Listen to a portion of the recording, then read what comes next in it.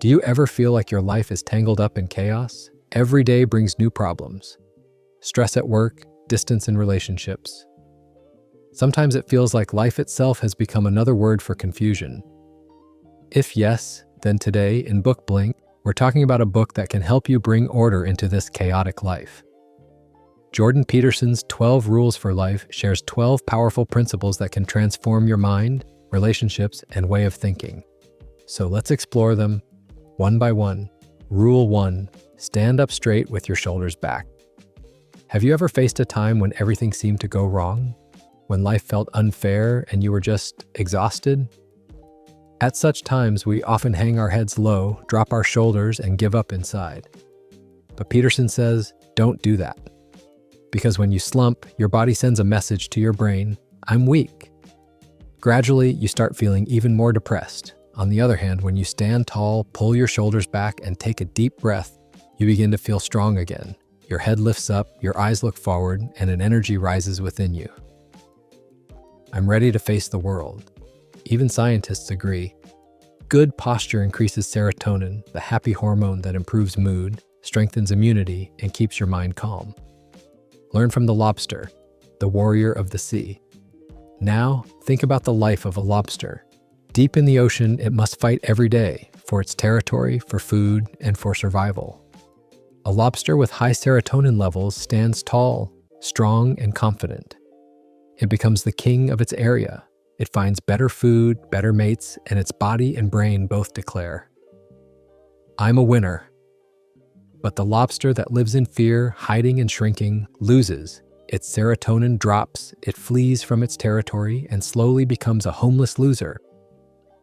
Humans are the same way. If you always live in fear, head down, shoulders drooped, life will treat you the same way as someone weak. But when you stand tall, shoulders back, head high, you send a message to yourself and to the world. I'm ready, I'm in control. So from today, take one small step, stand tall, smile, and tell yourself, I didn't come here to lose. Because this is the first rule, stand up straight with your shoulders back. Stand with confidence, because that's where victory begins. Rule 2, treat yourself like someone you are responsible for helping. Have you ever noticed, when someone we love falls sick, we become so caring and attentive?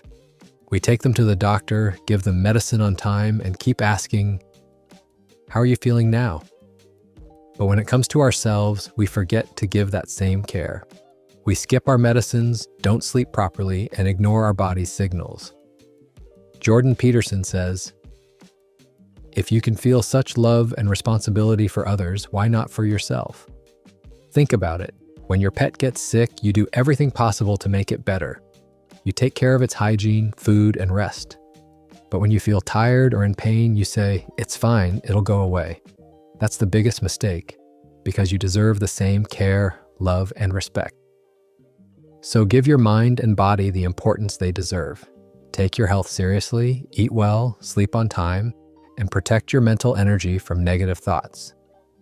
Discipline yourself, because discipline is another name for self-respect. When you start respecting yourself, your life slowly begins to fill with order, clarity, and peace.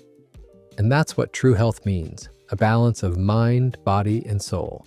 Rule 3, make friends with people who want the best for you.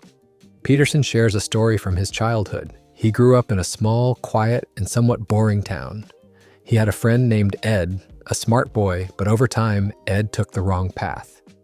Drugs, bad company, and a life filled with anger. When Jordan went to college, Ed stayed behind and kept sinking deeper into darkness. Sometimes he would visit Jordan, but his eyes had lost that old spark, replaced by exhaustion, addiction, and emptiness. One day, Ed came with a new friend, Carl, both completely high. Carl looked up at the ceiling and said, my body is floating in the air. At that moment, Jordan understood. If he stayed around people like this, they would pull him down too. So he made a tough choice, to stay away from people who dragged him lower. Peterson says, if someone goes against your growth, your happiness, or your future, they are not your friend. A true friend is one who wants to see you rise, who pushes you to grow and helps you overcome your fears. So surround yourself with people who bring out the best version of you, because you become like the people you spend the most time with.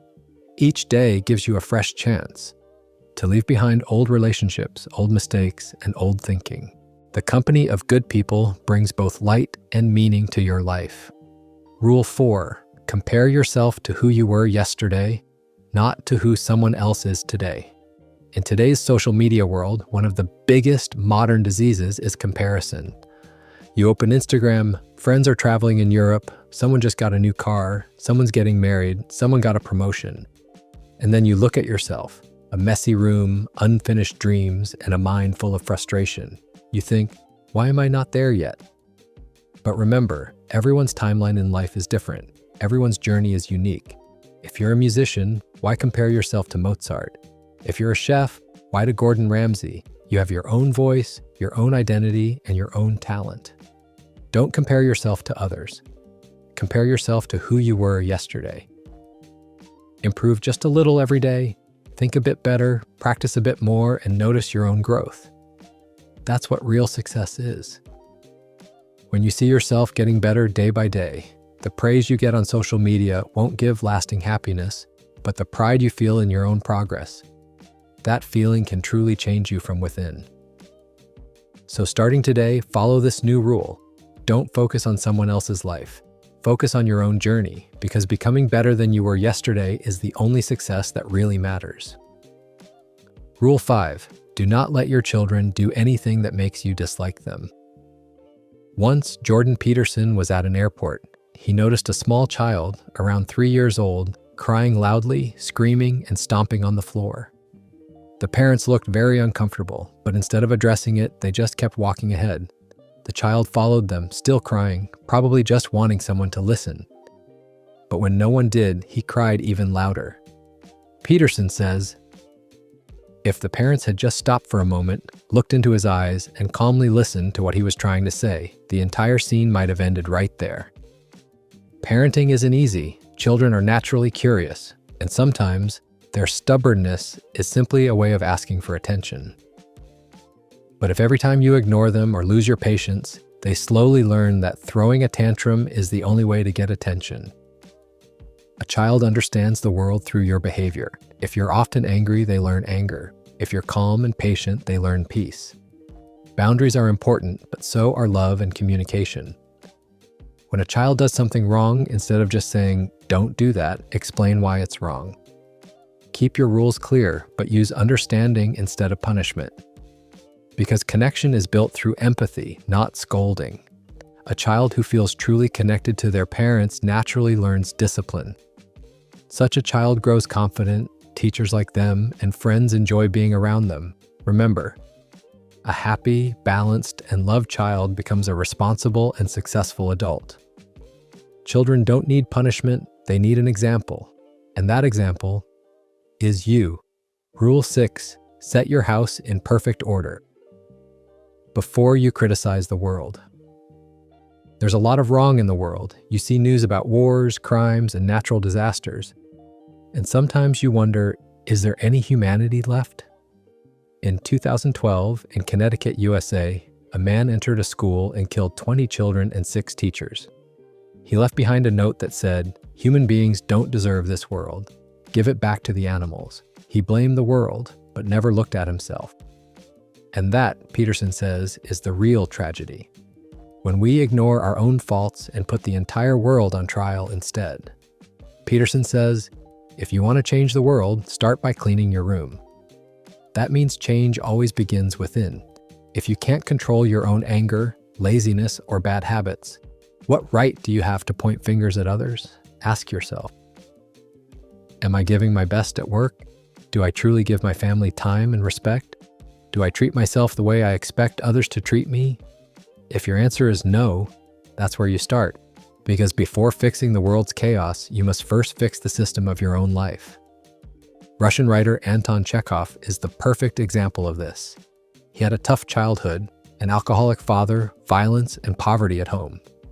His brothers followed the same destructive path. But Anton decided, I'll end this cycle here.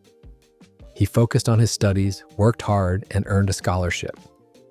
Slowly, he changed the atmosphere of his family, motivated his brothers, and became a legendary writer. Even today, his works remind us, First, bring order into your own life, then try to fix the world. So whenever the world feels dark or unfair, pause for a moment. Clean your home, your heart, your mind, because when there's light inside you, the world outside starts to shine too. Pursue what is meaningful, not what is expedient. When life gets tough, it's natural to feel frustrated, to complain, or to want to escape. But that reaction only makes our suffering worse. If, in that moment, we simply pause, stay calm, and control our emotions, the solution often begins to appear on its own. Panicking or blaming others, however, is the sign of a weak and immature mind. Now think, what's your belief system? What's the purpose of your life? Until you find your life's meaning, everything feels empty.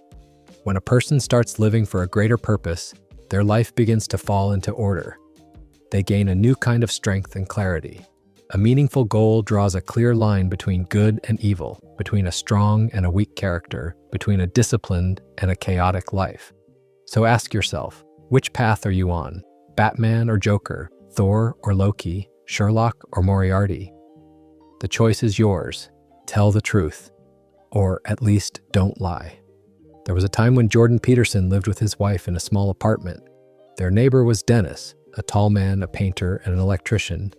But most of his life was drowned in alcohol. Sometimes he'd drink 60 beers in 2 days.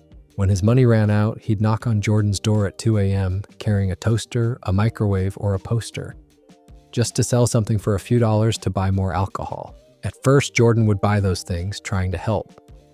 But one day, his wife said, "Enough. Stop enabling him." Jordan felt conflicted. How do you say no to someone who's struggling? But then he decided, and this time he wouldn't lie. He'd tell the truth. He looked Dennis in the eyes and said, "I don't want to buy your things anymore. If I do, I'm only helping you destroy yourself further." Dennis stood silently for a moment, then quietly turned and walked away. He never bothered Jordan again. They eventually became good neighbors. A lie is never small. Even if you tell it to protect someone's feelings, it's still a lie. Small lies become habits and slowly start to rot your thinking. But truth, it always comes to light. And when it does, it shakes everything. So it's better to tell the truth, or at least don't lie. Assume that the person you are listening to might know something that you don't. One day during a therapy session, a patient told Jordan, "I hate my wife." A few seconds of silence. Then the man continued, "Wait, I said that wrong. I don't always hate her. I just hate it when she hides things from me. It makes me lose control." As they talked more, he began recalling his mother. She used to stay silent too, bottling up her emotions, which made his father frustrated.